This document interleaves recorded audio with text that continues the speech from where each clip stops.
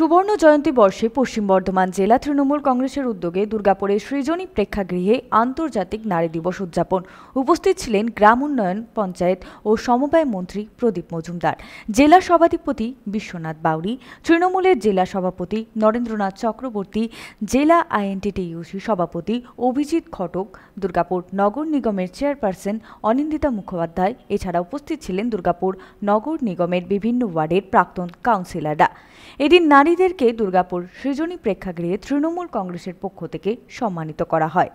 আজকে আন্তর্জাতিক নারী দিবস উদযাপনের আজকে শতবর্ষ। সারা পৃথিবী জুড়ে আজ নারীদের সম্মান, নারীদের এগিয়ে নিয়ে যাওয়ার বার্তা। বাংলার মাননীয় মুখ্যমন্ত্রী মমতা বন্দ্যোপাধ্যায়ের নেতৃত্ব বাংলায় নারী জাগরণ এবং নারীদের উন্নয়ন, নারীদেরকে এগিয়ে নিয়ে যাওয়ার গল্প। আজকে দিনও আমরা পশ্চিম বর্ধমান জেলা তৃণমূল কংগ্রেসের পক্ষ থেকে আমাদের পশ্চিম বর্ধমানের যারা সাহসী মহিলা, যারা উন্নতকামী মহিলা, যারা এগিয়ে নিয়ে যাচ্ছেন পশ্চিম বর্ধমানকে, সমাজের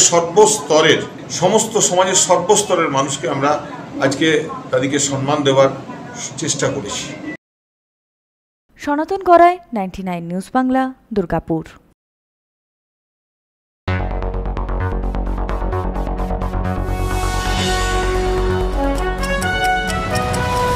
আপনারা দেখছেন 99 নিউজ বাংলা। বদলাবো আমরা।